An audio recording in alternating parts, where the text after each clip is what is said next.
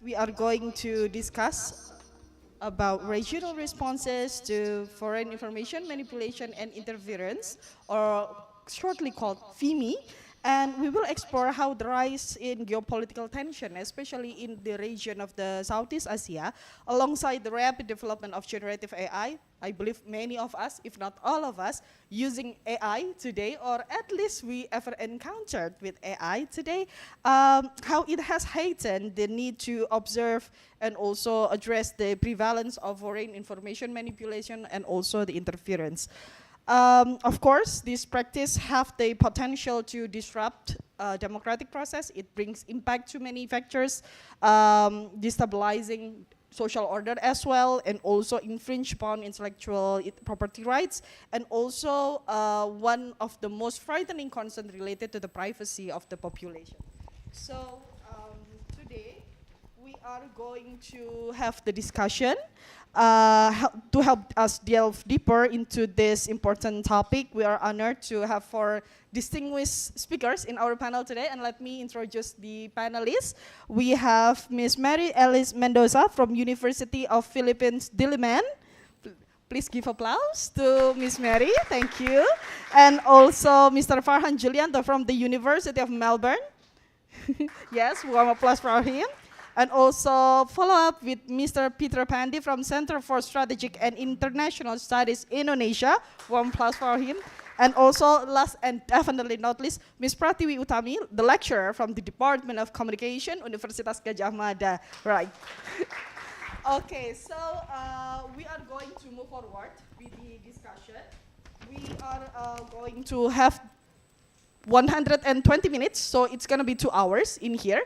But the mechanism of how the panel gonna be is that we are going to invite two panelists first in here, and then each panel will, each speaker will have 20 minutes to present their materials, and then we will follow up with a discussion for 20 minutes, and then later on we will invite the second batch of other two panelists, and we'll do the same for that.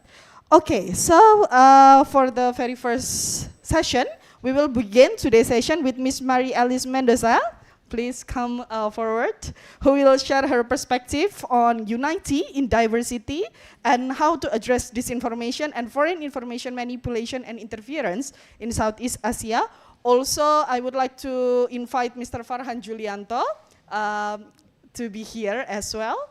And after that, we will begin the discussion.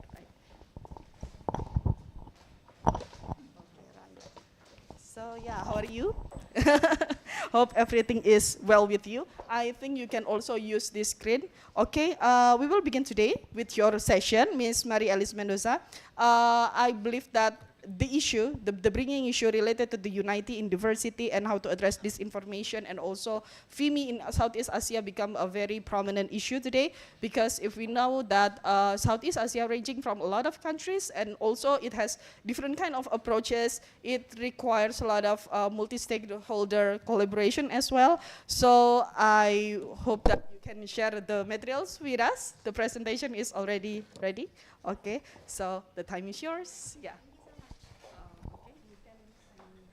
I can stand Or you prefer that's okay. This is okay. Good afternoon, everyone. Thank you so much to the organizers of this conference for the invitation. I am Maria Elise Mendoza, and I teach at the Department of Political Science at the University of the Philippines, Diliman. And this is the title of my paper. So the themes of our papers this afternoon pretty much the same. So we're going to tackle a lot of similar ideas. But in this paper, I explore the different ways to address the disinformation problem and FIMI in the region. But I particularly focus on the context, especially the contributing factors behind the challenges in crafting a unified response against disinformation and FIMI. So I have a script so that I don't go off track. So next slide, please.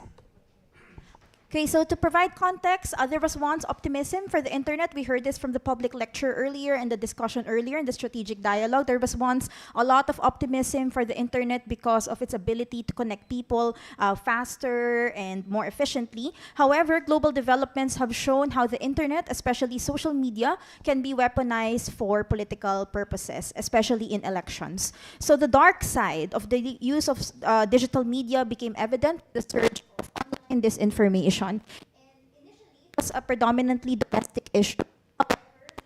It has evolved into a broader, more sophisticated and sinister it's foreign information manipulation and interference, or FIMI. So, FIMI operates through covert, coordinated, and often deceptive means. Okay, right, thank you.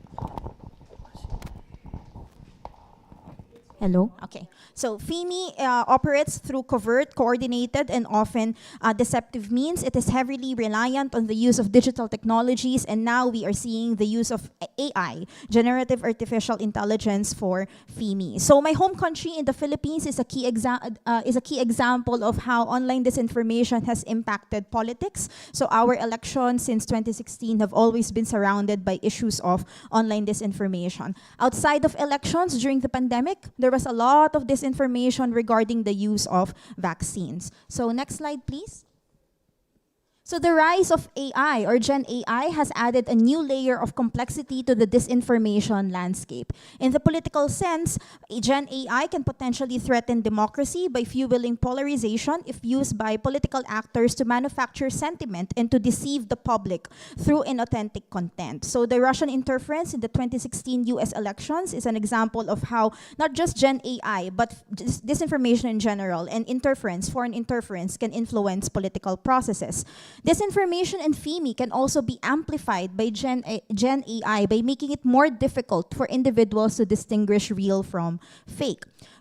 Global and regional experiences also show that the use of Gen AI in political matters, such as electoral campaigns, presents more of a challenge than an opportunity to maximize this new technology. So there are more negatives than positives at present in terms of our experience here in the region, in terms of using Gen AI. And there are a lot of Indonesians here. In your previous elections, the candidates, they use a lot of AI, right? The cartoon AI in the campaign. Very popular, right? And then it's not really fake, but it was quite inauthentic. So, yeah.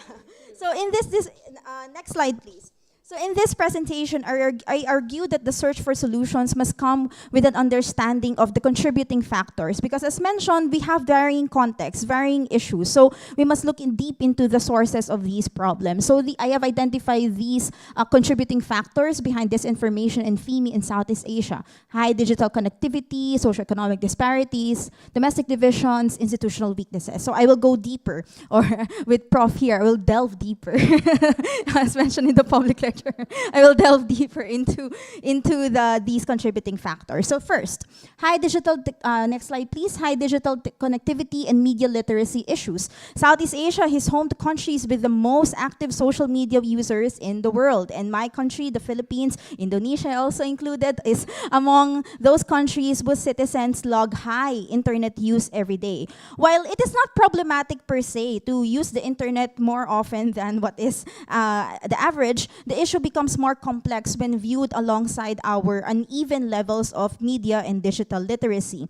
High levels of digital connectivity in the region are not matched by adequate levels of media literacy, leaving segments of the population susceptible to manipulation and belief in false information. So for example, in my home, I keep mentioning my home country, but of course there are also other examples. In the Philippines, a survey found that 65% of the adult population cannot distinguish fact from fake. So imagine if we keep scrolling through our phones and cannot even distinguish what is real from fake. It's really dangerous.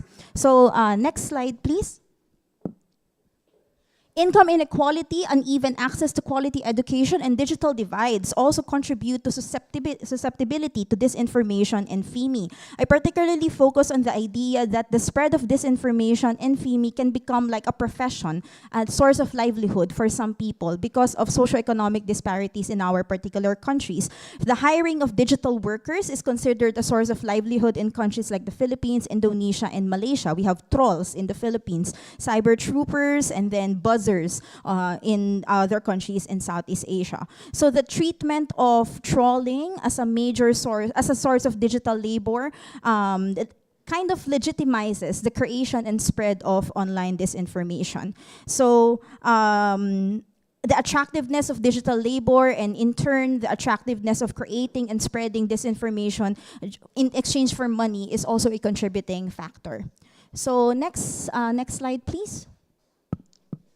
We also started with this contextual point that Southeast Asia is home to peoples of diverse cultures, ethnicities, languages, and religions. However, self-serving political actors have used these narratives pertaining to this diversity to exacerbate political tensions. So, for example, perpetrators of disinformation and FIMI have weaponized domestic issues to sow public distrust, deepen polarization, and advance certain political agenda. AI, especially deep fakes, can amplify these divisions because they can use local languages that would make it harder to debunk and make it more authentic, more believable to the people. So, for example, online disinformation has contributed to deepening social divisions in, for example, religious lines, Chinese Christians versus Muslims, among nationalist lines in Thailand. And in the Philippines, during the COVID-19 pandemic, the United States, unfortunately, engaged in FIMI by spreading distrust towards the Chinese vaccine Sinovac because it is there are tensions between the United States and China, and the Philippines is somehow stuck in the middle of all these tensions. And the Philippines also has a long-standing tension with China. So the United States actually engage in FIMI to discredit the effectiveness of the Sinovac vaccine in the Philippines. And this has real implications on the people. Many people in our country did not want to get vaccinated because of the supposedly negative effects of the vaccine. So next slide, please. Democratic deficits also leave countries vulnerable to both domestic and foreign disinformation, especially with the institutions tasked with safeguarding integrity, such as the media, are weak, politicized, or underdeveloped. So weak legal and regulatory frameworks further hinder effective responses to disinformation and FIMI. In some cases, it's either the government lacks resources or it's because the government in itself does the spread of disinformation. So for example, in the Philippines, we still lack robust legal framework to address disinformation, despite it being an issue in our country since 2016. So much time has already passed. Disinformation has evolved into influence operations, into foreign information manipulation, and still, we do not have means to address it institutionally. So even though Facebook has taken down a lot of accounts related to China, our government still has not done anything substantial to address this problem. Okay, next slide, please. So a key problem in Southeast Asia in terms of vulnerability, the disinformation and FIMI would be the complexity of the member states' context, leading to varying domestic responses and challenges in crafting a one-size-fits-all regional response. Since this is the first presentation, I think we can say that it's going to be very, very difficult to have a one-size-fits-all response. And the principle of non-interference also prohibit direct interference with others' domestic affairs. Despite this, it remains possible to exert efforts at the domestic and regional levels through these three main strategies that I have identified. Okay, next slide, please. So these frameworks, these legal and regulatory frameworks, can be the basis of systemic reforms to address the above-mentioned institutional weaknesses. So frameworks must account for context-specific nuances and aim to strike a balance between regulation, accountability, and respect for democratic rights. So, for example, the careful examination of anti-fake news laws. In Thailand, I believe that in Thailand, sometimes anti-fake news laws becomes a tool against dissenters, those who criticize the government. So there's a lot of sentiment from others that it violates right to speech. Regulatory policy should also guard against potential overreach on the part of government and should focus on key players such as those behind coordinated disinformation campaigns and marketing firms that accept trolling offers from political clients.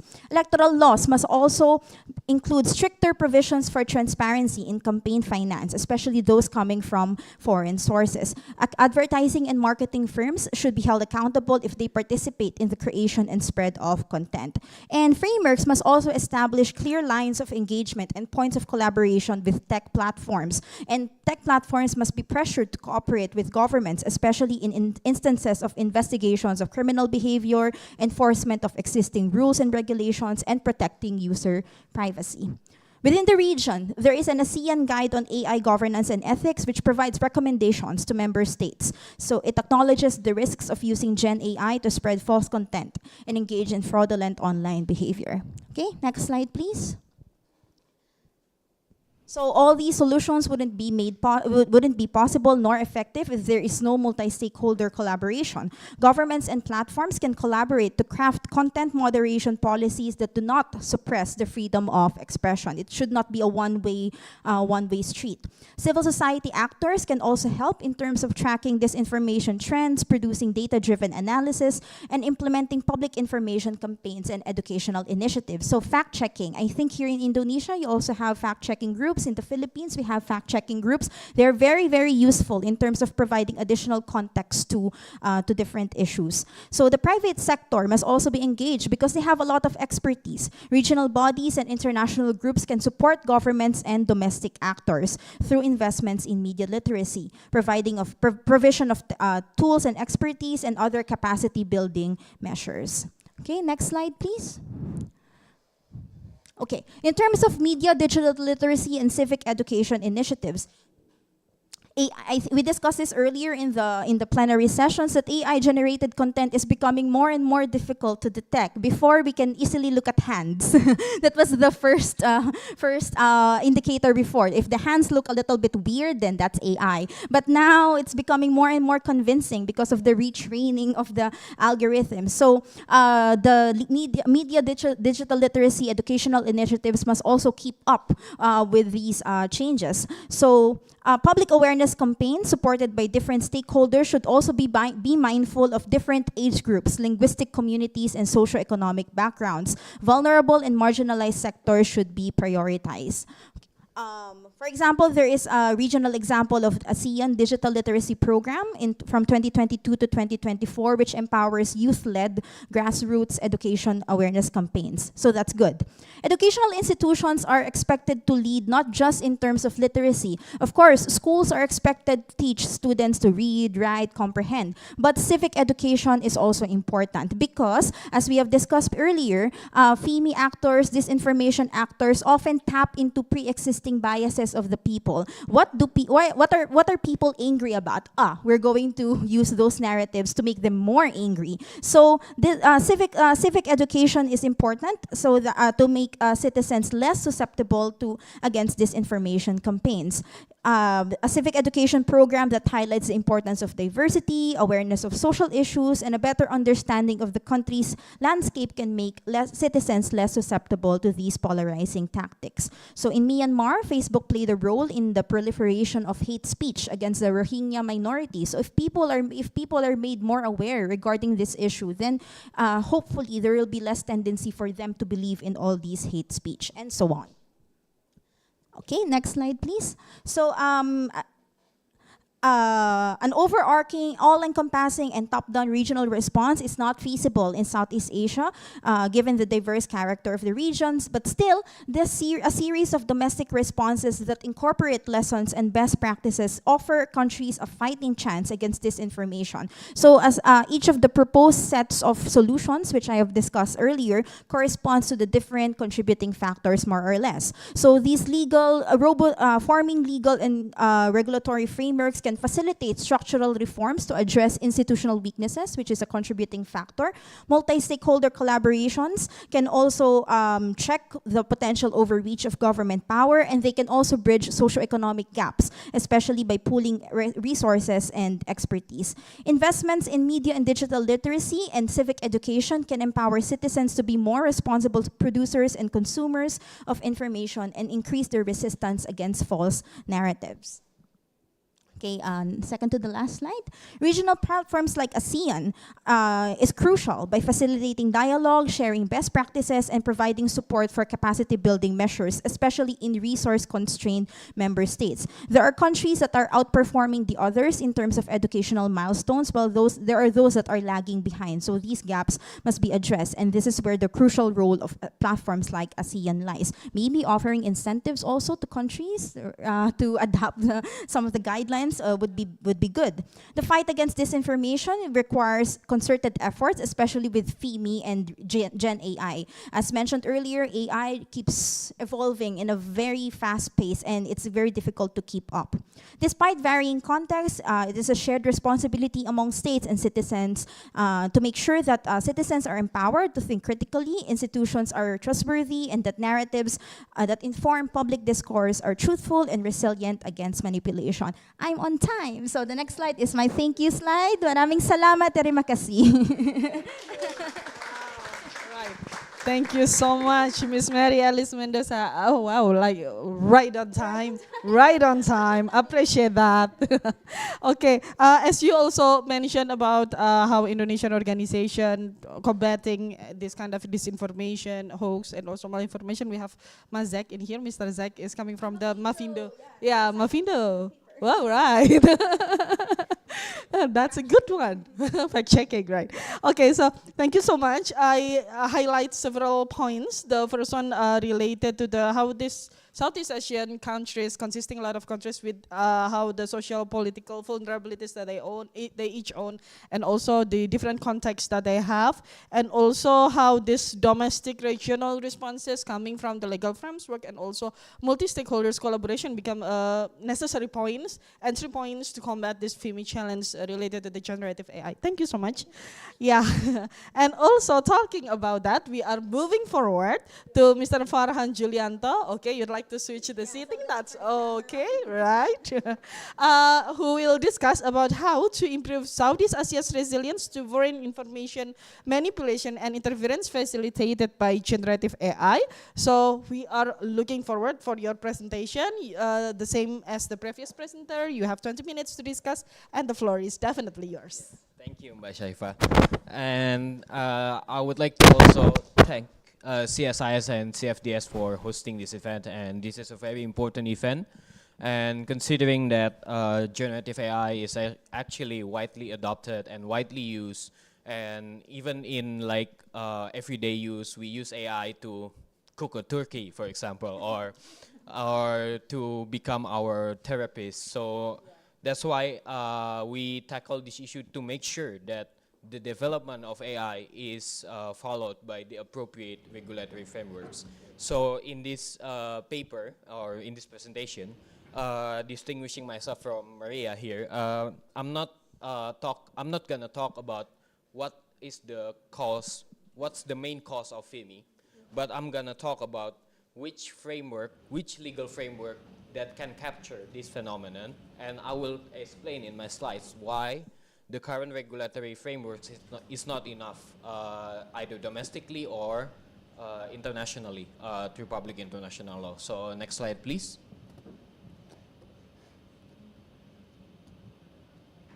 So this is the outline of my presentation. I'll start with the basic premises to show you the introduction to my topic, and then I'll briefly cover FIMI in Southeast Asia. Of course, my colleague Peter will explain more on that. And also, I will explain on the regulatory aspects. So from three aspects of laws, the first one is public international law.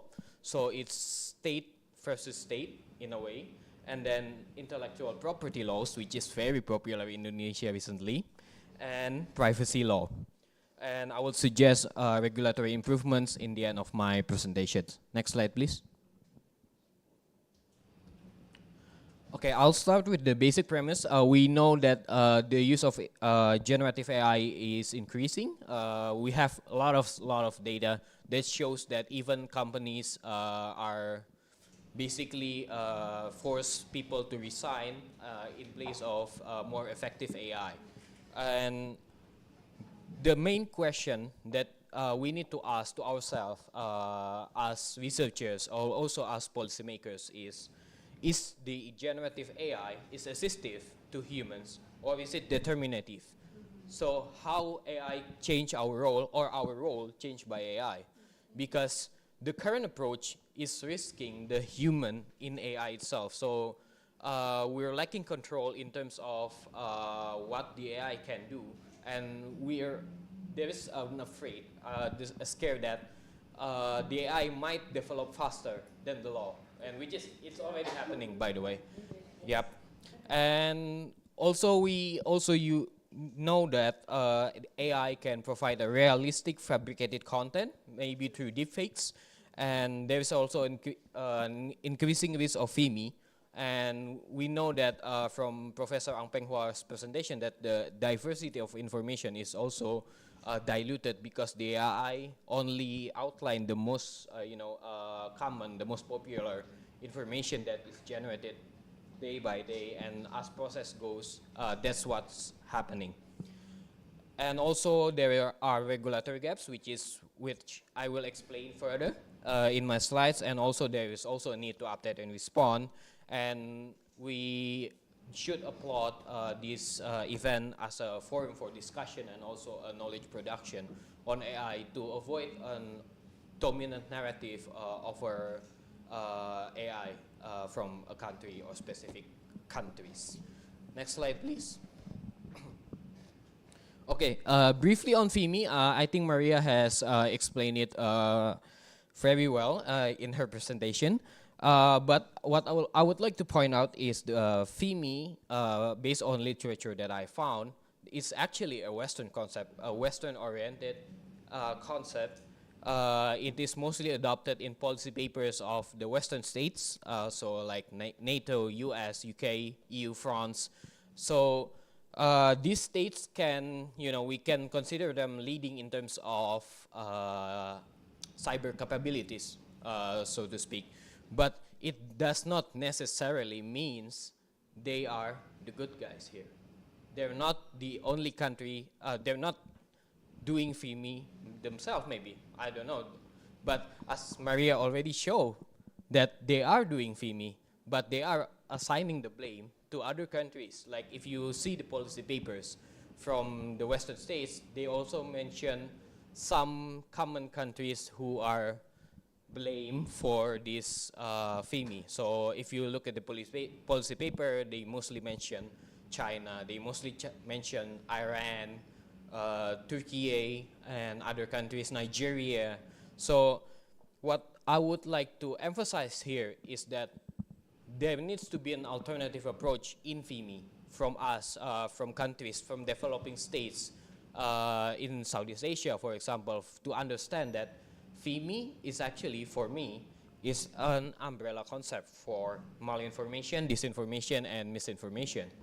And what differs one from another is the malicious intent and the misuse of either truth or fake information.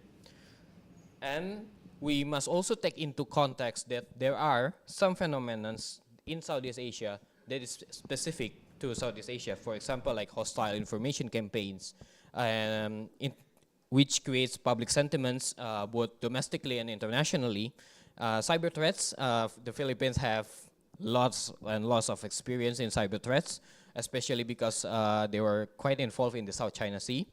And also covert funding of either pressure or interest groups. There are some examples in Singapore, if I'm not mistaken. There are some covert funding to certain groups. Next slide, please.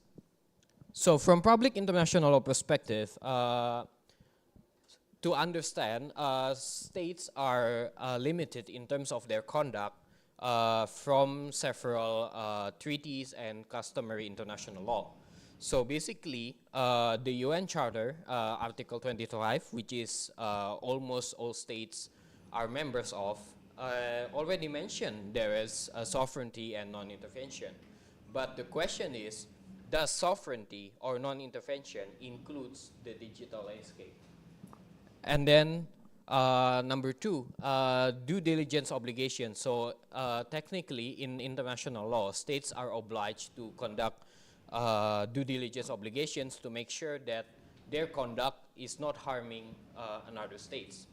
But also there's a question, does it also includes a digital landscape where the physical damage is not apparent? I mean, FIMI is obviously impactful to the society, but there is no explosion, there is no blockbuster car crash, or there is no bombs being dropped. But does that cover under the UN Charter? And then there's also a question of attribution, and how do you assign the blame of this breach? How do you know that this country did this, or this country attacked this country? And it's hard because sometimes FIMI is conducted by private actors or private entities who have no chain of command. It's not like the general sense order to privates or to soldiers. It sometimes is an entirely different chain of command compared to states.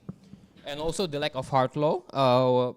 For most of you who is an observer, I think, in cyber security knows there's a Italian manual, but again, the Italian manual is not an instrument of hard law under international law because it's only only a guidance, right, by Shaifa, and only applies to certain states. And next slide, please. And also, yeah, this is the popular ones, and I would like to start with the question of what's the point of international intellectual property law and why it is important. Because what we see in the Indonesian media recently is all about royalties, cafes paying monies to the collective management agency. Yeah. And I would like to point out that the point of intellectual property law is not about monetization. It's not about paying certain amount of money to the collective management agency, but it's about giving credits to the rights holders, and we should avoid in any case like prioritizing money above everything else in terms of these intellectual property laws. So intellectual property laws are standardized through the WIPO, the World Intellectual Property Organization, and then the TRIPS agreement, which is governed by the World Trade Organization. I'm not going to delve into the details of each agreement because it would be boring and it would be very, very long, 300 pages, and I would not complete it in like 9 minutes left. And what I would like to point out is that copyright law has exceptions. It means that you don't have to pay royalties or any other fees if there are certain cases. So we have like this 3-step cases, so special cases, and you cannot also like disrupt the exploitation efforts, and then you cannot also prejudice the legitimate interests of the rights holders. And the definition of these 3-step cases is adopted mostly through national laws. For example, Indonesia Raya is never gonna be subject to a royalty because it's a national anthem. Come on. And the 3-step cases in Indonesian law specifically also covers a lot of things. For example, okay, from the US law, for example, photos from the NASA, the space agency, is not subject to any royalties, but you still need to pay credits to NASA when possible. So, and sorry, and these exceptions is called the fair use doctrine. So if you use the how to call it, the source materials fairly, like in a very minimal account, or is it like certain special cases, or is it just maybe a minor of overall data? Data is called a fair use.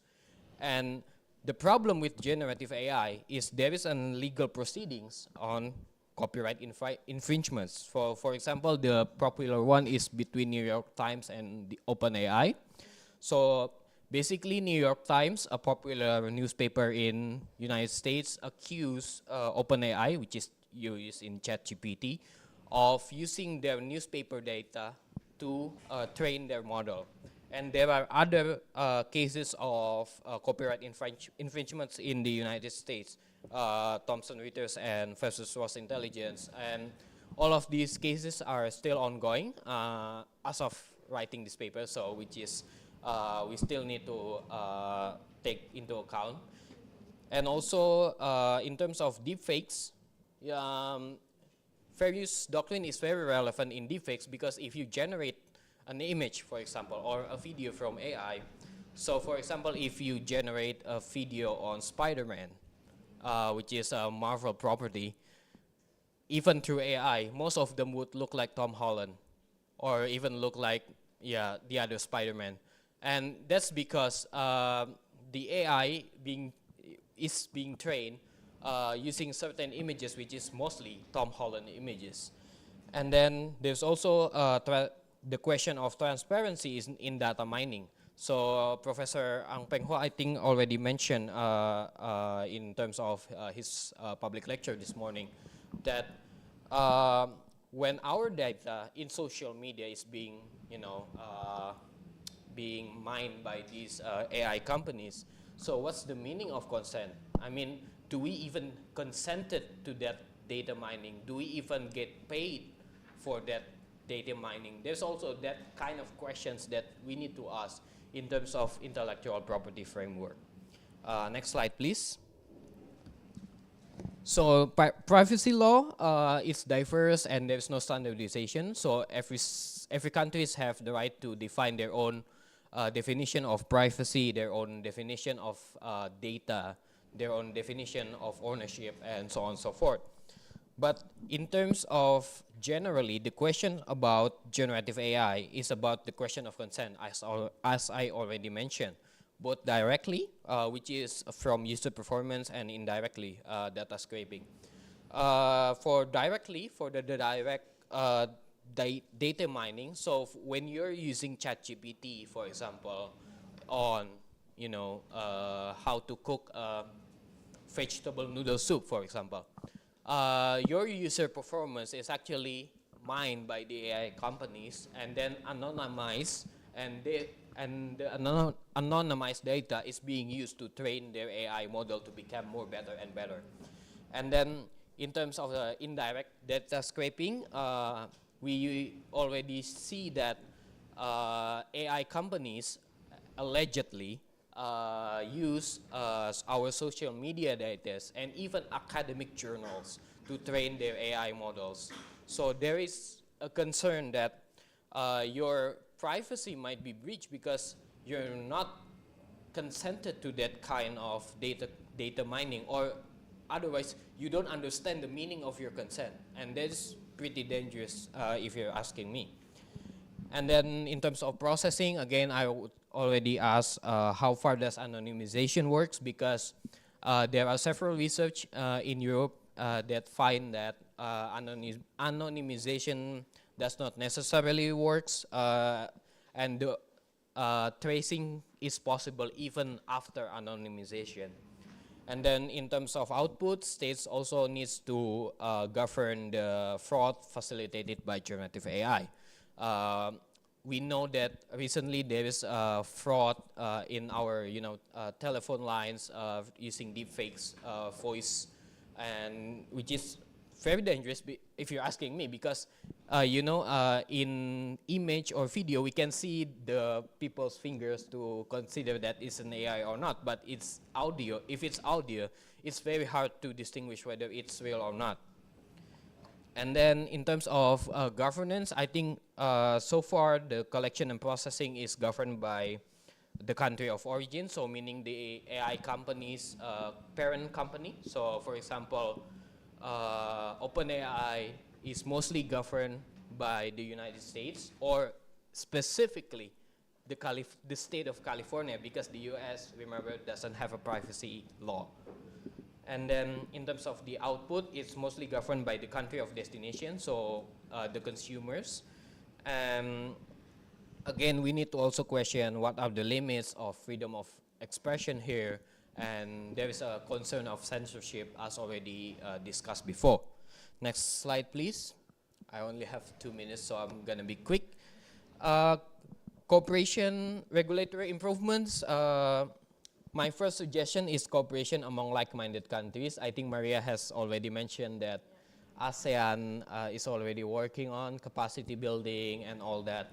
And I would agree that it's really important, but to be completely honest with you, I'm not sure that ASEAN can handle FIMI authoritatively. So I'm suggesting that countries who have priorities in managing FIMI should work together among like-minded countries. It does not necessarily mean, it does not have to be countries within the same region or within the same, blocks, but it can also be any country. So, for example, Indonesia can work with any countries that have similar interests, like the European Union, for example, and Philippines. So, make the cooperation more flexible and more workable. And then the second one, domestic regulatory updates. I suggested several. So limitations on the use of copyright materials, regulatory materials, data protection officer, and enforcement.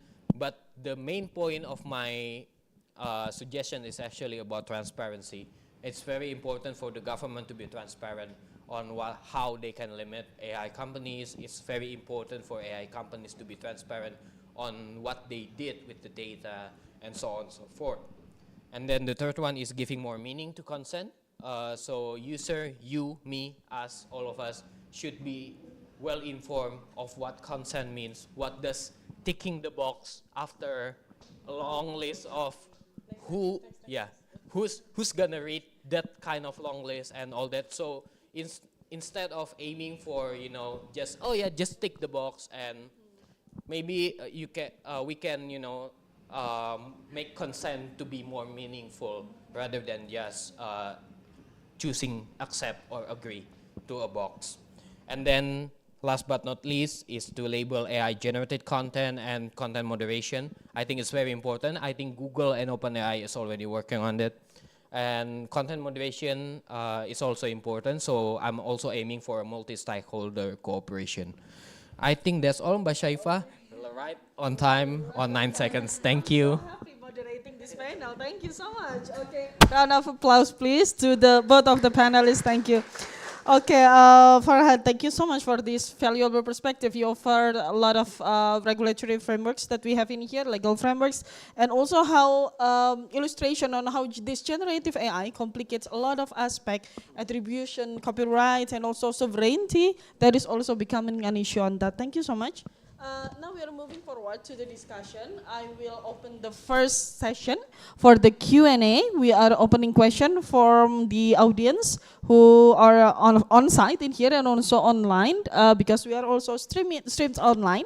So if you would like to pop up the question, please do raise your hand, and then please share your opinions or maybe your question, and then it will be answered by both of the panelists. Thank you. Anyone would like to ask question? Okay. Yeah.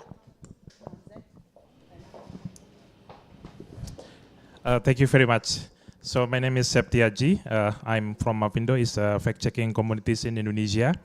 So we work with 100 media on checkfakta.com coalitions, managing, I think, more than 15,000 articles at the moment.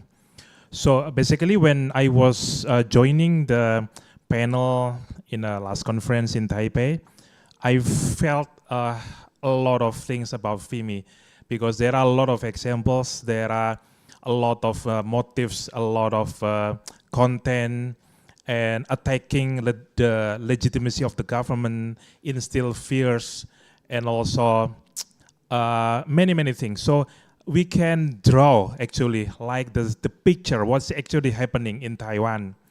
But when people ask me about what happened in Indonesia, I cannot actually answer. I'm not really sure if is actually FIMI is happening here, if there, and what are actually the countries that are doing FIMI in Indonesia, for example. So I just want to ask Maria, what do you feel in the Philippines? What are potentially the countries that now working FIMI, and what are actually the main topics that are working on? What are their goals?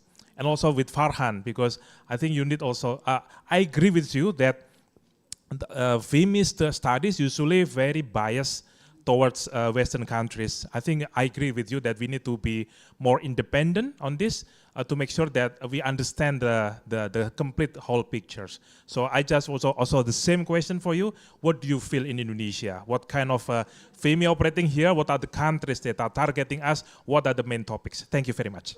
Thank you so much. Okay, right. Okay, I think we can answer first the question. Who's gonna be first? Maria first? Okay.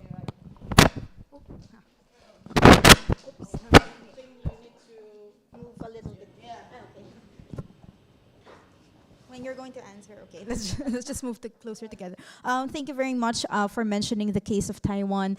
Since I'm working on this topic, disinformation, influence operations, FIMI, I'm actually going to start my PhD in Taiwan precisely because of that reason. And the Philippine case, what he mentioned earlier, like-minded countries working together, I'm hoping to learn lessons from Taiwan to bring home to the Philippines so that we can solve the problem and answer your question. Who is our main threat actor? Same with Taiwan. It's China. So, although it's China. So that's with all that introduction, that's my answer. But of course, as I mentioned in my presentation, and he also mentioned this, that other countries are not safe from the blame, like the United States. It was a very low blow from the US to sow public distrust towards vaccines. And during the pandemic, that has very real human life implications. People literally died because of not being vaccinated.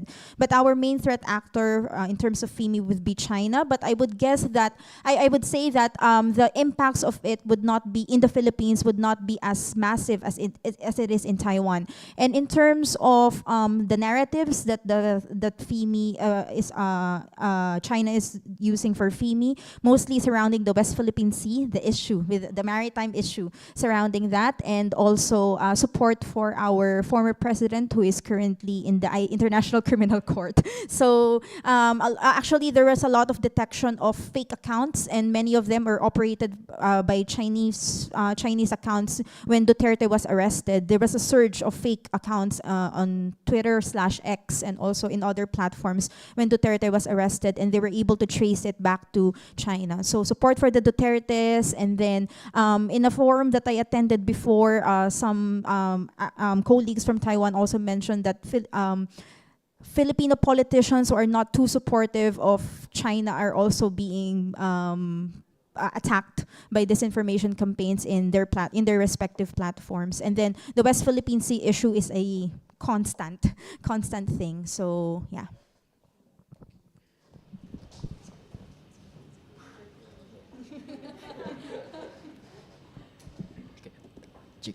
Thank you, Masdek, and nice to see you again after a while. And if you're not sure about the case of FIMI in Indonesia, then I'm not sure then. It's already happening. But when researching this paper, actually I found some cases of cyber hacking towards the election commission cases, and allegedly or reportedly in that news that the servers of the hackers came from China. But I'm not gonna be misquoted on that, so I suggest you to, CSIS just recently released a FIMI report. I think my colleague Peter Pandey will be best to answer your question on that. Thank you. Okay, right. Thank you so much, Farhan. Okay, right. Any other follow-up question? Not yet? Okay, thank you. We are accommodating questions from the online streaming. Do we have one? Oh, yeah. Oh, there is a question. Oh, so I will move in here to read the question. All right. Okay, we have one question. How can Southeast Asia develop a cohesive, multi-stakeholder strategy that balance technological innovation, regional cooperation, legal reform, wow, a lot of works, and media literacy to effectively detect, counter, and build long-term societal resilience against foreign information manipulation and interference amplified by generative artificial intelligence while safeguarding democratic values, okay, and the diversity, okay, right. So as we know that Southeast ASEAN are consisting with a lot of, different contexts, and also it has different kind of legal frameworks that exist applied in each of the countries. How is it, it can be making this kind of multi-stakeholders collaboration as a region without really eroding the democratic values or maybe cultural context that they each uniquely own on that part? Maybe any of you would like to answer first? Okay, right.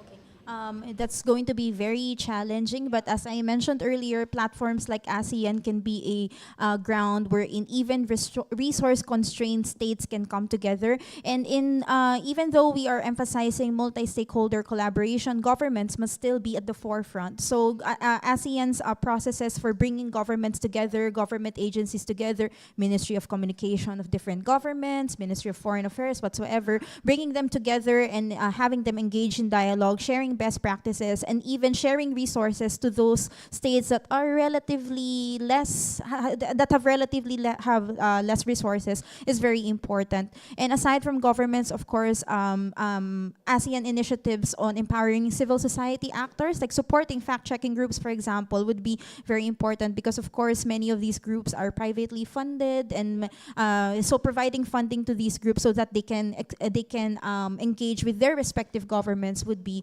very important. So yes, my main answer would be in terms of bringing these government agencies together across different countries, and then making them talk and sharing best practices. Thank you. So government become the forefront that elaborating all these processes from the context, different regions all together. They become the stimulator of the multi-stakeholder dialogues from that. Thank you so much.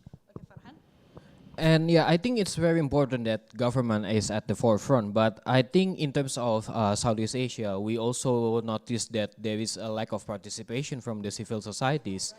And it's very important to include civil societies in this kind of discussion because religious groups, ethnic groups is very important to consider because their inputs is valuable and actually they were the most vulnerable to social conflict. So I think if you want a responsive and cohesive ASEAN as an organization, it's very important for you, for ASEAN at least, to meaningfully engage civil societies. They are engaging civil societies now, but only for like 1 hour or at most like half a day. And it's very, very lack in terms of meaningful participation. So I'm hoping that stakeholders in ASEAN hear this and maybe to include more discussion, frank discussions among civil societies. Thank you so much. So civil society also plays an important role in here because I agree with you that they have this valuable insight, yet at the other side, they also become the most vulnerable segment according to this condition related to the FIMI. So thank you very much, Maria and also Farhan. I would like to invite the next panelist so you can back to your seating areas. Thank you so much. And of course, last but not least, we come to the second session of this panel discussion. I would like to invite Mr. Peter Pandey up front. Warm welcome for him. Okay, thank you. And also Ms. Pratiwi Utami. Okay. Substantively, I believe that I've read your material, so I believe that the materials are gonna be excellent, but technically it's gonna be difficult because both are having a right on time session, so that's attention for you. 20 minutes, that's pressure, right? Okay, right, so I would like to invite first Peter Pandey, who will deliver a presentation on tackling disinformation, foreign information manipulation and interference in Southeast Asia and the broader Indo-Pacific. Okay, the presentation is already shown in here. And just like the other presenter, you have 20 minutes. The time is definitely yours. Thank you very much. Once again, my name is Peter Pandey. I'm a researcher at the International Relations Department at CSIS. I do notice that the time is running now and we're a bit competitive, I think, on the management of time in this panel. So I think I'll try my best to keep to the 20-minute time. I also am wary of your question on FIMI in Indonesia. Coincidentally, us at the Safer Internet Lab at CSIS Indonesia recently worked on, with the help of Maria, Lisa, and other participants from Southeast Asia, to sort of discuss and compile a data set on reported FIMI incidents in Southeast Asia, so I can address a little bit on the question about what FIMI may look like in Indonesia according to open source information. So I guess the main sort of discussion that I will be talking about in this presentation is the multi-stakeholder approach as it relates to addressing disinformation and FIMI in the regional context in Southeast Asia, and specifically in the context of ASEAN, being that ASEAN is the sort of the dominant, the only game in town, I would say, in Southeast Asia, as far as decision-making, consultation, and so on and so forth. So I'll be talking about that. So next slide. Right, so here I'll be echoing a lot of the sort of themes that were already discussed in the previous session by the previous two speakers, and that definitions over disinformation and FIMI are still, I would say, shifty. Disinformation, I think, is a lot more easier, I think, for governments and societies to define in their context. But FIMI is still very much a Western or a European concept that I think has not been adopted in a political context such as Southeast Asia. So if my reading is correct, FIMI was first defined by the European External Action Service by the report in around 2022, 2023, and still it's defined as a pattern of behavior that threatens or has the potential to negatively impact values, procedures, and political processes.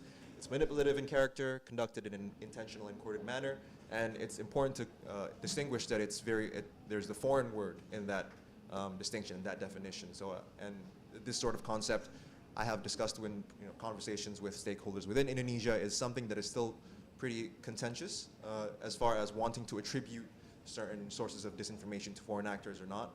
So I think it's a concept that still requires contextualization and conceptualization at the regional or national levels in contexts as various and as diverse in Southeast Asia.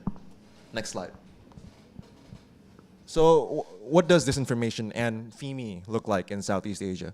As I said before, we compiled a data set based on open source information from platform reports and so on and so forth from 2019 to 2024 to sort of catalog what sort of FIMI incidents have occurred in Southeast Asia and select Indo-Pacific countries between those years. So we found that FIMI incidents tend to rise during geopolitical events, so pandemics, global wars, conflicts, and so on and so forth, are generally sources where events where FIMI incidents tend to spike up.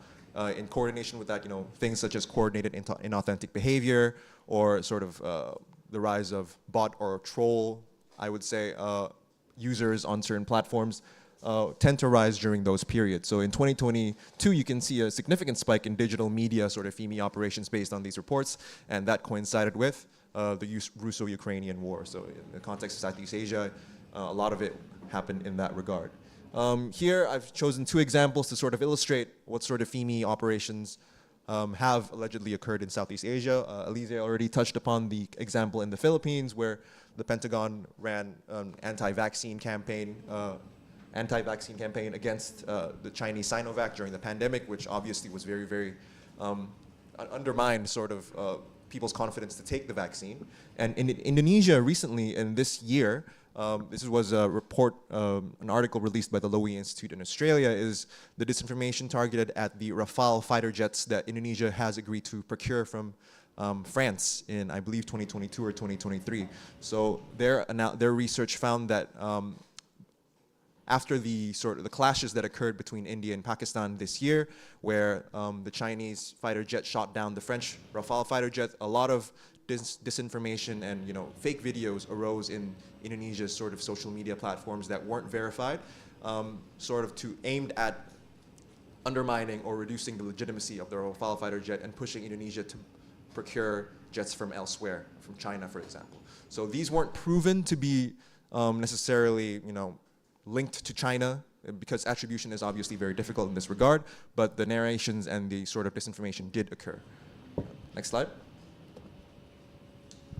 And next we'll be talking a little bit about the multi-stakeholder approach. So this is something that we've discussed a lot throughout the session, and I think is also discussed quite often in the context of internet governance. So what is it? What is its history? I'll talk about a little bit about that. So multi-stakeholderism in internet governance sort of emerged in tandem with a global trend towards more participatory forms of governance. The term itself, I believe, if my reading is correct of the literature, in the 1990s in the context of the UN World Summits and the emergence of management theory in the academic context, For instance, the institutionalization of new forms of collaboration between government and non-government actors at the 1992 Conference on Environment and Development is an example of the multi-stakeholder approach in practice, as a more participatory model of governance was increasingly promoted throughout the 1990s. In the context of internet governance, the World Summits on Information Society catalyzed sort of the formal debate over global internet governance. The Tunis Agenda in 2005 explicitly called for the participation of all relevant stakeholders to internet governance. This includes, government, the private sector, civil society, and the sort of more technical community in policy development and implementation and dialogue surrounding what constitutes what governance of the internet should look like. Western governments and tech companies advocate for decentralized and non-government leadership, and resulting in the rise of forums like the Internet Governments Forum, which is an annual forum held by the UN on the topic of internet governance. So yeah, these are some examples of the practical application of internet governance as we see it today. Next slide. So there are a lot of appeals and challenges as it relates to the idea of the multi-stakeholder approach. As we know, the reason why we argue for the multi-stakeholder approach in internet governance is because it encourages inclusivity, allowing broader set of actors to participate in shaping digital norms and policies. It allows, fosters collaboration across sectors, allows more democratized decision-making, participation from civil society and other actors in relation to internet governance. So it seeks to not centralize power in the hands of government or the tech companies who, on paper, and in practice sometimes are actually more influential than non-state actors like civil society and so on. And it can also enhance resilience by building networks of trust and cooperation that can be mobilized in times of crisis. But there are also challenges in relation to the actual application of the multi-stakeholder approach. Number one, as we've discussed a lot, it lacks enforceability, can reproduce or reinforce power asymmetries between certain actors. It can also risk tokenism where, civil society or non-government actors can be included in name, but not actually included in the decision-making process or excluded from meaningful decision-making in regards to internet governance. And it also assumes sometimes a baseline level of civic space and political freedom that does not exist in every single political climate. So I think this is something that I'll touch upon a lot in the paper and this presentation, is that there needs to be some sort of contextualization when discussing the multi-stakeholder approach or terms such as FIMI, as political contexts vary across different countries, especially in Southeast Asia. And we'll touch upon the sort of fragmented policy approaches in the following slides. Next. Right, so the information landscape in Southeast Asia, I'm also drawing here from the FIMI report that we recently published, is that sources of disinformation, or FIMI, differ across Southeast Asian states. This is also catered to the different political and foreign policy situations of each Southeast Asian country. So the disinformation that the Philippines or Singapore or Indonesia faces from the international context differ significantly and are sometimes often catered to the sort of foreign policy positions that each country has taken. So for the Philippines, for instance, the FIMI operations or influence operations related to the South China Sea may be more pronounced compared to countries who are not claimants or involved in the South China Sea disputes. And as shown in the example of Indonesia, it's very contextualized towards the arms procurement plans of Indonesia in the case of the Rafale fighter jet deals and so on and so forth.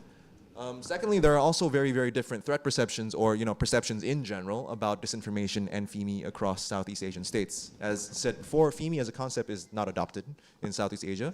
I believe also in the regulatory approaches, I think only Singapore is the only country who actually mentions the words foreign interference in its regulatory approach, whereas other countries are much more inward focused in how they view disinformation and so on. So they're not as comfortable as in attributing foreign sources of disinformation or FIMI. Third, there's also difficulty in attributing exact sources of disinformation. Discussions I've had with stakeholders in regards to this is also, not only is there difficulty because of differing cyber capabilities across Southeast Asia, but sometimes there may also be less political will, I would say, to attribute certain actors as actors of disinformation, international actors, because it can be as if, not every country in Southeast Asia would like to engage, in this megaphone diplomacy and calling out countries for bad behavior. Sometimes they would prompt for more under the table, or I would say, approaches to diplomacy and be less comfortable in, calling out countries for doing such things. And in the context of elections, as I think Maria has also covered, is that some political actors in different countries, especially during election periods, benefit from disinformation as well. They may let disinformation fester, or participate in it themselves. I won't talk about it much more than that because the topic is FIMI. Next slide. Maybe colleagues from Mafindo can talk more about that. And on the fragmented policy approaches, as I said before, differing cyber capabilities, differing political contexts, different civic spaces, all different cultural, social contexts, these all add to the different policy approaches that are present in Southeast Asia in regards to addressing digital challenges such as disinformation or incidents of FIMI in general. As I said before, if you look at all of these, there's a second slide to this, but if I can summarize both, is that regulatory approaches are generally more top-down in Southeast Asia, in that content takedowns or imprisonment or legal criminalization approaches are quite popular.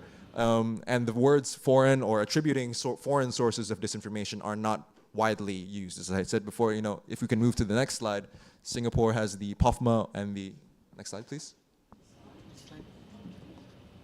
Yeah, and Foreign Interference Countermeasures Act and Protection from Online Falsehoods and Manipulation that allows blocking or removal of foreign influence content and enforces correction orders in that regard. And this is not something that is uniformly done across Southeast Asia, which I think reinforces the idea that there are different perceptions on how to deal with the issue, and not all countries are comfortable or willing to say that this is a foreign source of disinformation as opposed to just saying this is disinformation. Next slide.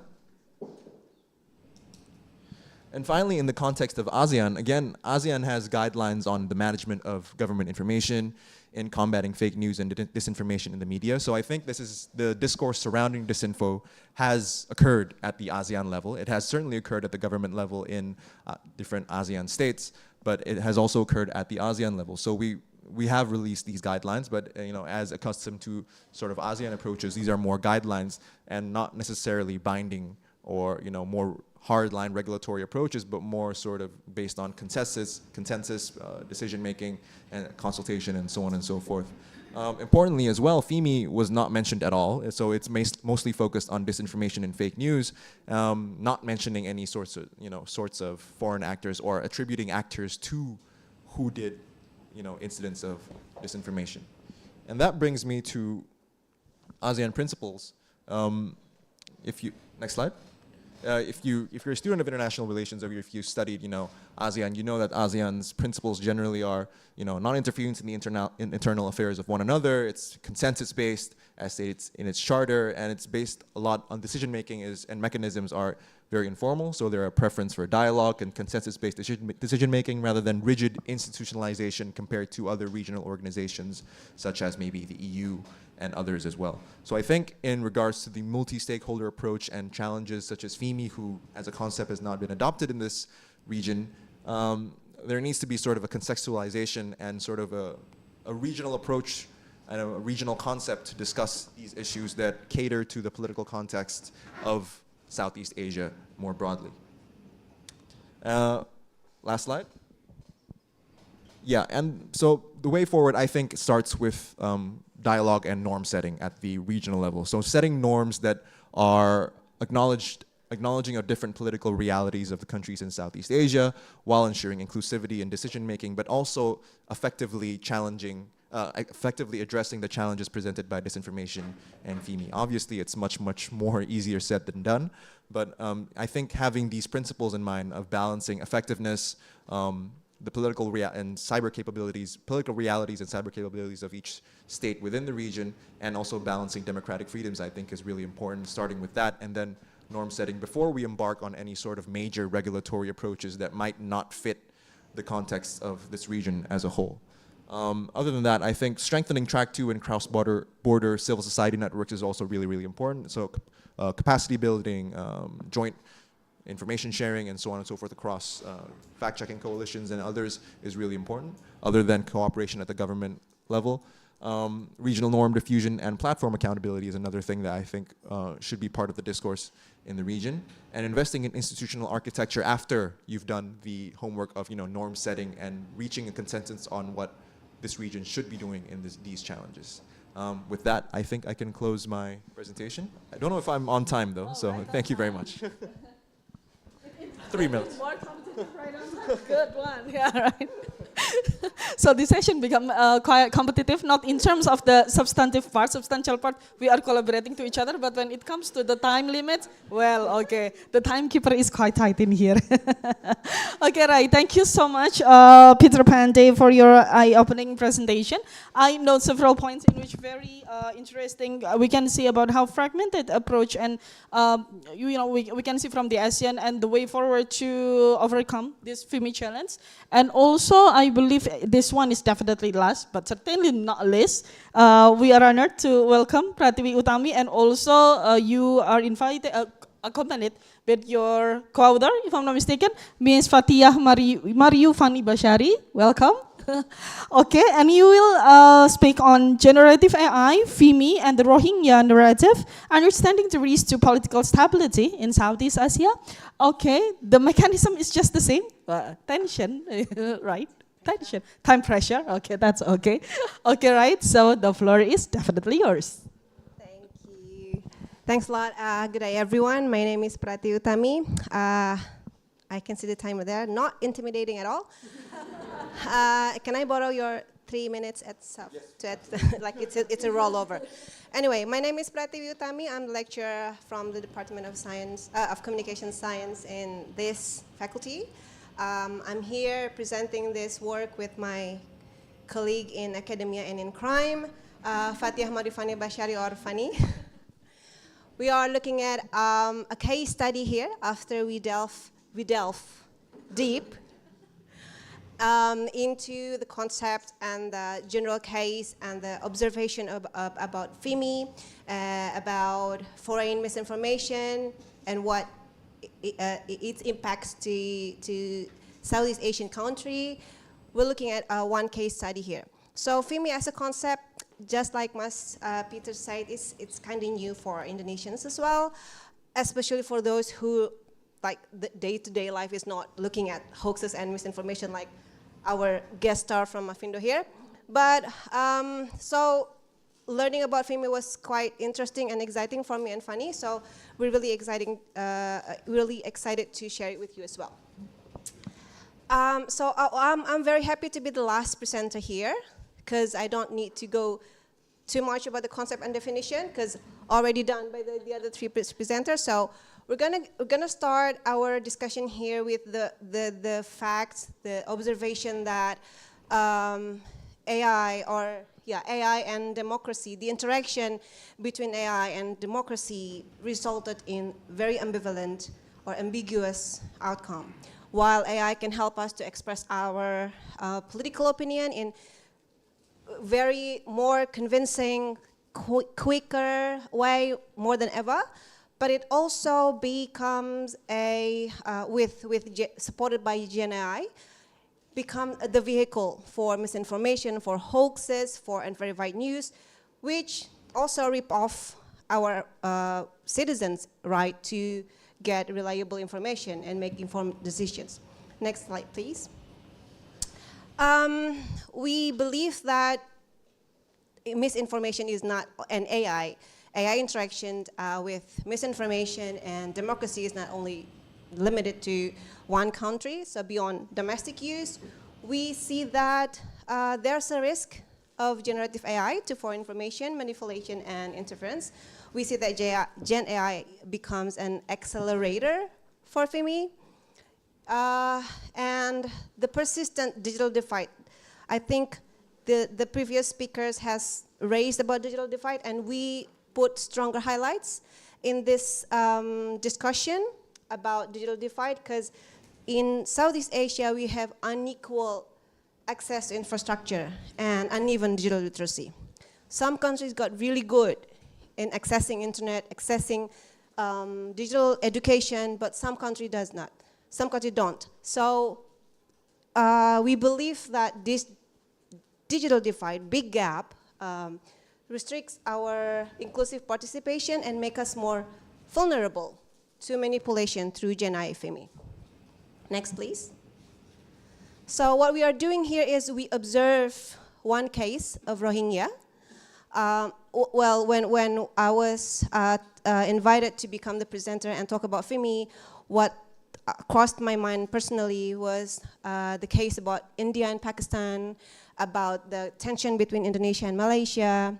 Although without FIMI or not, we're still going to be bickering anyway because we're sibling. But it's kind of that cases comes to my mind immediately after we learn about FIMI. Like there are some parties, some people, some actors that try to divide countries using misinformation. So what we are doing here, we do a literature review on Rohingya narratives. We pick some literature from 2020 to 2024, and then we observe a small number of TikTok videos that talk about Rohingya as well. And from that observation, we found that there are misleading portrayals about Rohingya refugees that rooted in misinformation. And that misinformation is not only because it's not really organic, because it's influenced by other actors as well. Next, please. Okay. Definition, I think we read the same source with Mas Peter. We use the document from the European External Action Service, EEAS, that tried to reframe FIMI from what we used to know as disinformation or information warfare to become to a perspective that it's not only a media issues but also about security, right? And that the way that EEAS try to shift the perspective is to encourage more robust policy to fight FIMI. The other three presenters has already discussed about the definition concept, but we want to go into a little bit more detail here. So we found these readings about a few readings about what makes a FIMI case.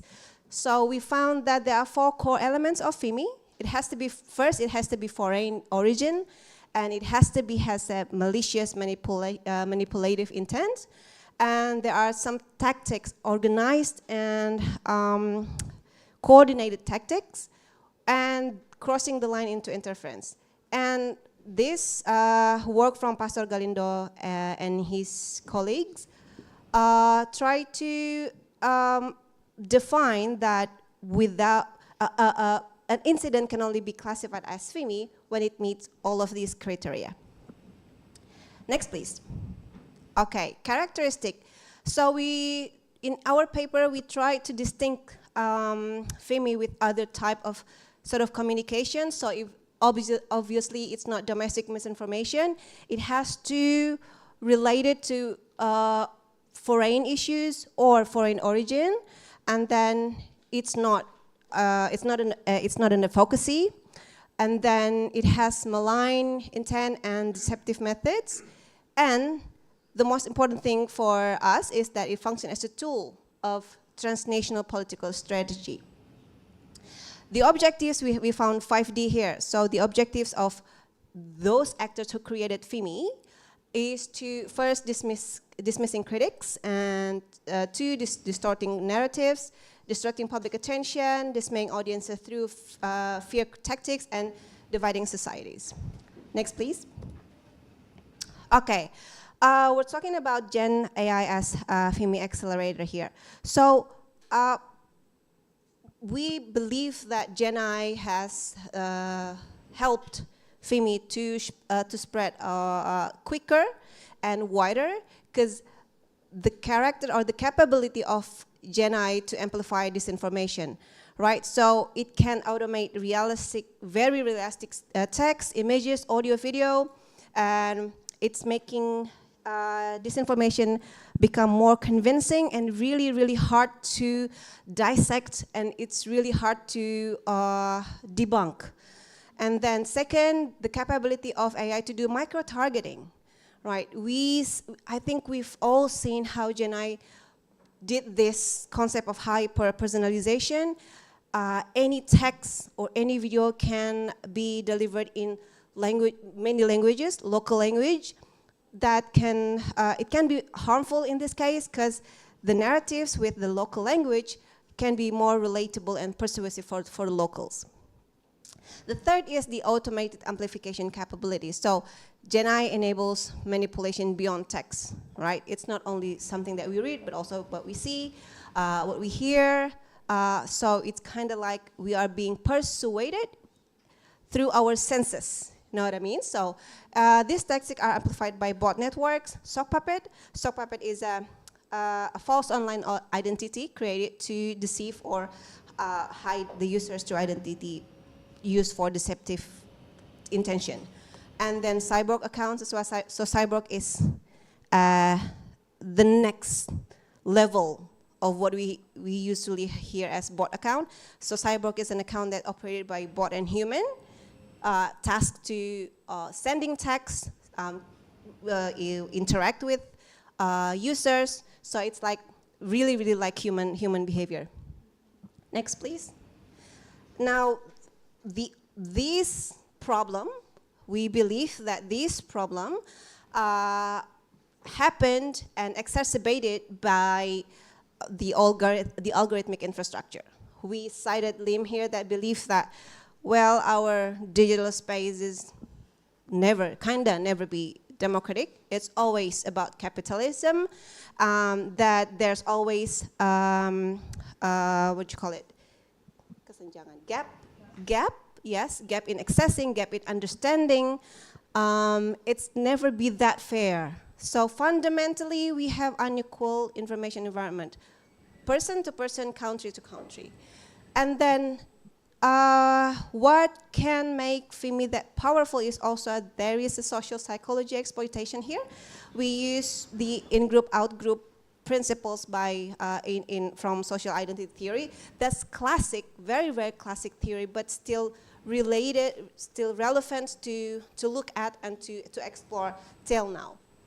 So in this social psychology game, FIMI campaigns often amplify in-group affiliations while portraying targeted out groups as threats. So they kind of play with psychological, with emotional effect that we feel when we read something that probably like really mean to us, mean really much to us, or that we really hate. And then GenAI, FIMI, well, misinformation basically play with that, but GenAI, FIMI play more role because they are malign intentioned, and then there's an intention to divide people, divide countries. Next. Okay, this is our case study. We use Rohingya. I think we all know about what happened in Indonesia. So there are, the mass displacement from Myanmar has started since 2017, but in the era of social media, of TikTok, there's a surge of, polarized opinions, polarized debate and hatred, really big hatred towards Rohingya refugees during the late 2023 to early 2024, when the new arrivals in Aceh, it sparked public debate. So we're looking at this case, and next please. First, we do the literature review. We found some uniformity coming out from the literature that we analyzed. So first, that there are exclusionary narratives that perceived Rohingya as the other and as a threat for Indonesians for many, many reasons. Rohingyas are labeled as illegal immigrants, lewd, dangerous, ungrateful, and even harmful, like there are some narratives that kind of say that Rohingya is potential colonizer like Israel. There's narrative like that. And what we found interesting is that the negativity cycle is not really organic because it's persistent with fabricated claims we see in the media, the sentiment in mass media, and the populist policy from the local leaders, right? So it's not like, don't blame us, the users, don't blame us, the netizens, because we have surrounded by these narratives anyway outside the social media. Next, please. Okay, so that's basically the same. So we kind of found that there are issues about security, there are issues about economic burden to the locals in Aceh and for Indonesia. There are populist political rhetoric that try to align with the dominant narratives developed in the public. So that kind of strengthened the exclusionary narratives towards Rohingya. Now that's what the literature say. That's what the previous research or previous work said. And now let's see the next slide. So we observe the TikTok video. This is not a part of systematic sampling. We didn't do that, but it's kind of more like our observation during our exploration and our study about FIMI. So we found a casual search on TikTok on Rohingya refugee in Indonesia, found that 9 videos. There are 6 user edited and 3 Gen AI driven. The common framing in that videos are, first, that Rohingya are ungrateful outsiders. The first picture is a very good example of the way that TikTok content kind of frame Rohingya as a well, outsiders coming to our house and eat in our house, but wanting for more and not saying thank you at all, and kind of insult our hospitality, something like that. Although it's not verified whether it's really a Rohingya or really he was responding to the food by Indonesian government or Aceh government or whatever. There's no verification at all in that content. Second, that social media users as watchdogs, that's kind of one of the most dominant narratives as well. So there are a narrative in TikTok videos that says, let's keep this viral, because otherwise our government won't do anything to help us from Rohingya. So we found that framing is that social media users as watchdogs, reflecting their distrust to government and the official institution like UNHCR.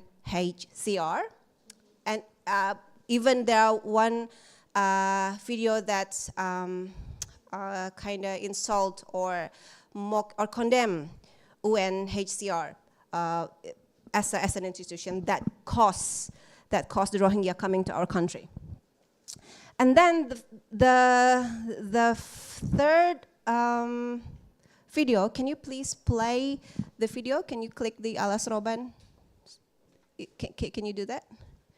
Do I still have time? Oh, no, forget it. I only have 2.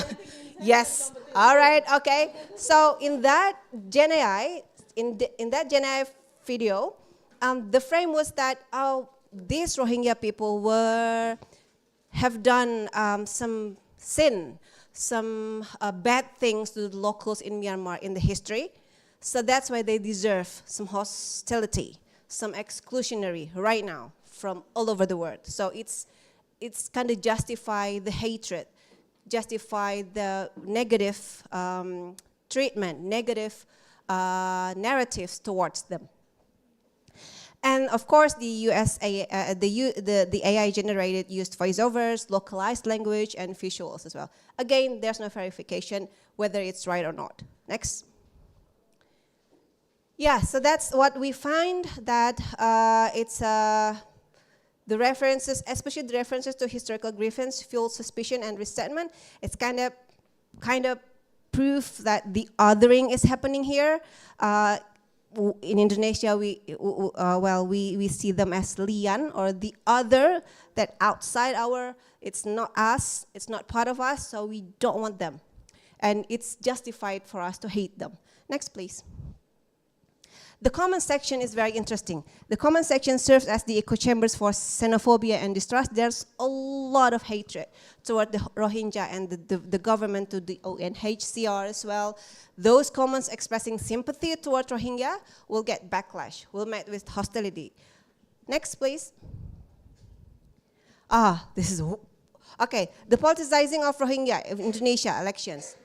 Rohingya's sentiment is being used to gain voices, gain support during the Indonesia elections. Mas Peter said that it's happening during the political election, political event, and that's what we found as well. So when a candidate says, go along with the public sentiment, public negative sentiment, they got some good support, some positive support, but the other candidate who said, we need to be helpful, raise them, help them, embrace them, he got backlash. Next. The key finding. So what we can find here is that these negativity are cycled, right? It's from the social media, it's from our surrounding as well, and it's being used as political tools. What's at stake is, next, what at stake is that it kind of undermines the humanitarian efforts to save the refugees, right? Because instead of focusing on helping or doing the peace building, we're looking at how to kick Rohingya out of our countries, or let's hate them instead of, or how to use Rohingya to gain popularity, political popularity among people, instead of really doing something meaningful to the peace building and humanitarian acts. I think that's all. Thank you so much. Fanny will help me in answering the question. Thank you so much. Right. Thank you so much, Ms. Tiwi.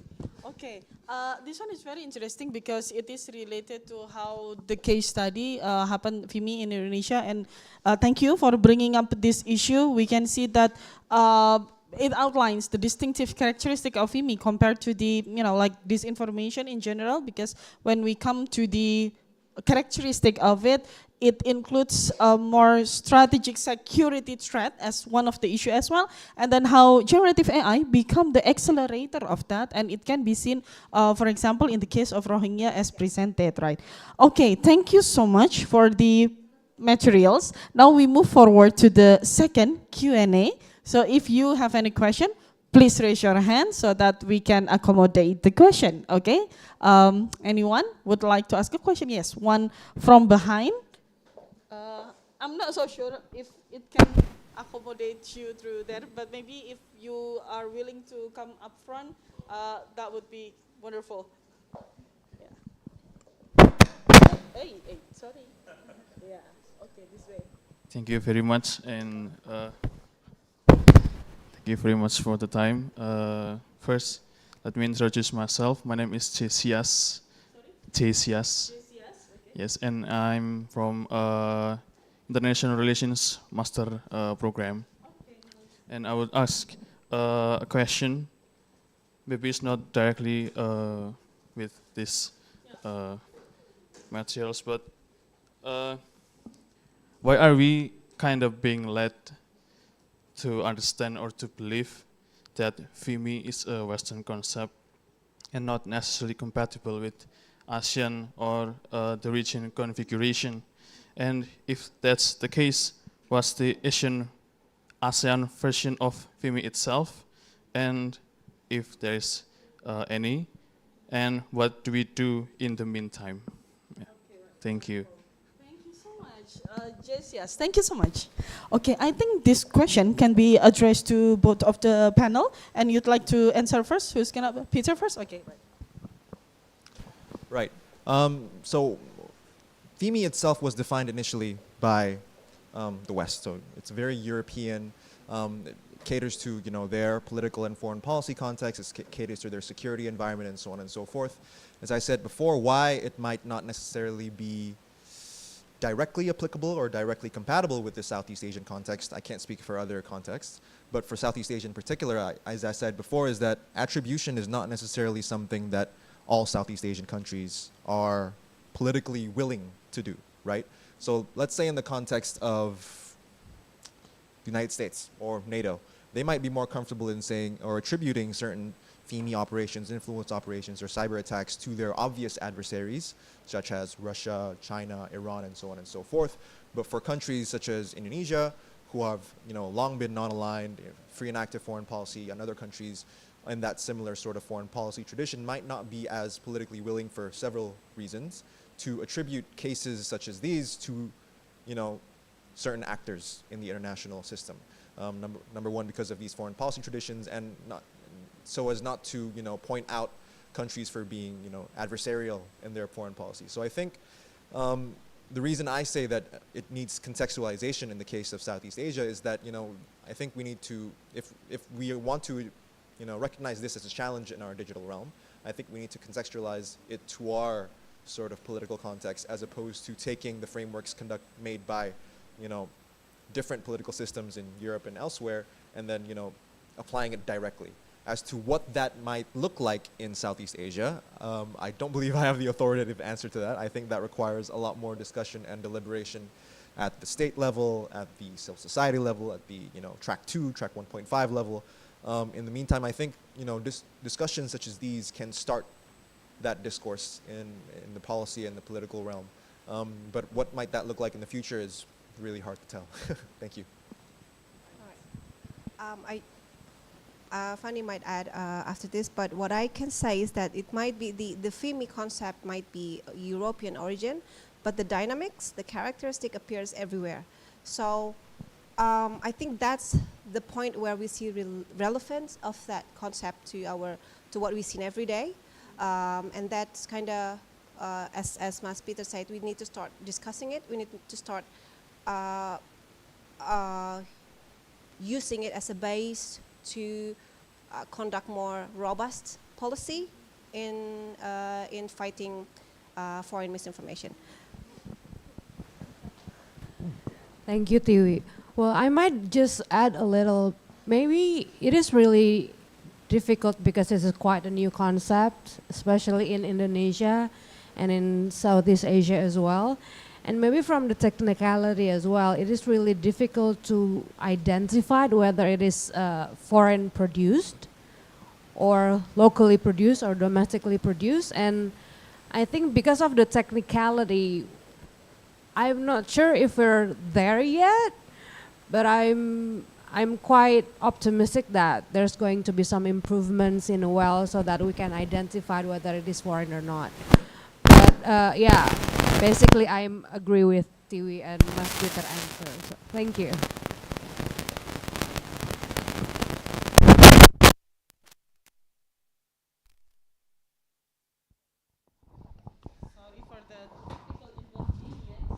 Yeah, okay. So one of the other thing is that in our paper we acknowledge that those videos that we found on TikToks, we couldn't verify if it's foreign origin because our methods didn't support that. I think probably we can do some extensive social network analysis, so to sort of do some bird eye view, looking at which node start this misinformation and where it is, where the network was, something like that.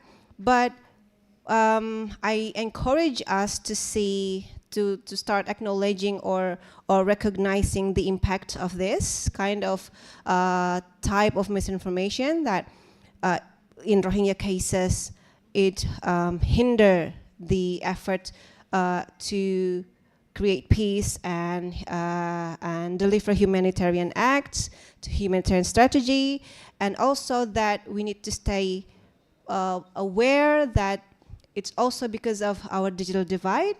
So me and Fanny and I kind of agreed that the first thing first, we need to close this gap into digital literacy and digital infrastructure. In our study, we found that Asian, in responding to this digital gap, work more on the militaristic and weaponry thing to close that approach. Most Asian countries use that approach. We kind of recommend or encourage us to shift that perspective into like educate people first, so we can still digest information carefully and consciously, mindfully, before we really believe what's happening out there in other countries, even outside this room, something like that. Thank you. Yes. Okay. Any follow-up question or maybe response to that? Okay, right. Thank you, Jess. Yes. Okay, very interesting, because when we talk about FIMI concept and we talk about the origin, yes, it is coming from the Western terminology, but when it comes to the ASEAN, Southeast Asia especially, the different kind of contextualization will be necessary, because yeah, it is fragmented and different context applies on that. And I received this online question from Noel, doctoral program in communication department. To what extent do global tech platforms, for example, Meta, TikTok, X, etc., deploy AI-based content moderation in Southeast Asia, and how do local actors perceive the effectiveness of it? Right. Platform content moderation. Platform content moderation. Related to the deploying AI-based FIMI, how the platform is supposed to be able to make this kind of content moderation to, like combating the FIMI. Okay. Do you want to go first? Sure. Yes.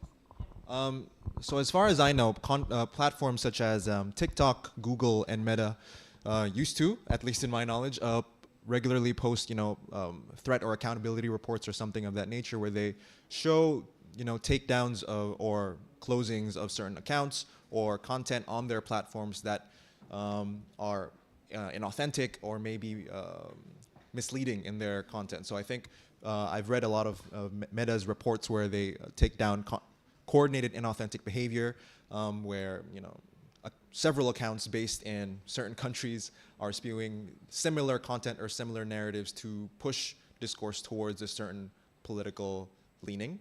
This is something that platforms regularly do, but I don't know if they release these reports specifically on Southeast Asia. And to my knowledge, they're more global, or depending on where they detect these behaviors or challenges from. From my side, I think what we can consider as well is that, from the plenary, we know that there are some. Meta say that they stop 99.9% of hoax, but there are billions. There are too much to handle, so it's still there. So I think again we need to work together. I must Septiaji mostly can say that how hard it is to fight, to debunk or to clarify information, but at least there are some organization and community to do that already. With the platform, I think we need some kind of independent committee that evaluate or supervise platforms work in a country. Independence means not governmental, but probably can contains of many elements in the society to check that Meta or any platform that works in our country has done their job in combating misinformation, in doing fair moderation, in doing justice and non-biased moderation. You know what I mean?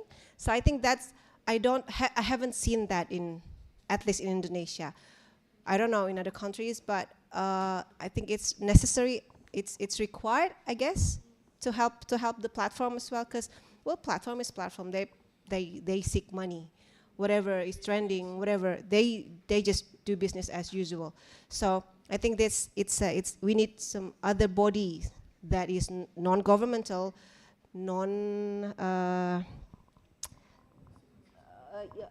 apa tuh tidak mengambil keuntungan? Non-profit, yes, non-profit, non-governmental bodies that can help the platform or can encourage or put some pressure to the platform to do justice for us, the users. Yes, because I also believe that multi-stakeholders also means that the industry, or in this case is also the platform, play a significant role, a pivotal role in combating the FIMI issue. Thank you so much, Peter and also Pratiwi. You may back on your seating area. Please warm applause for both our speakers. So the discussion is definitely engaging, but due to the time constraint, we must finish our discussion. So on behalf of the organizer, I would like to sincerely thank our distinguished speakers for the valuable insight being shared today.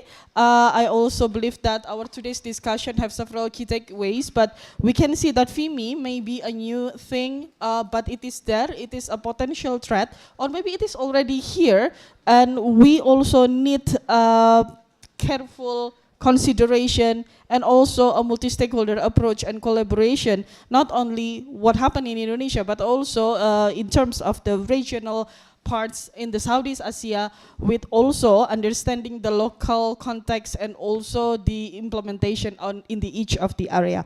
So thank you again for this fruitful exchange and discussion. We hope that today's session will enrich our understanding related to this concept. And thank you for being with us in the IRIS Symposium 2025.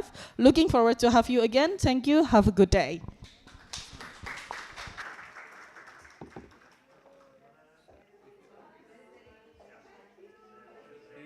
Di, di YouTube nggak? Iya, boleh.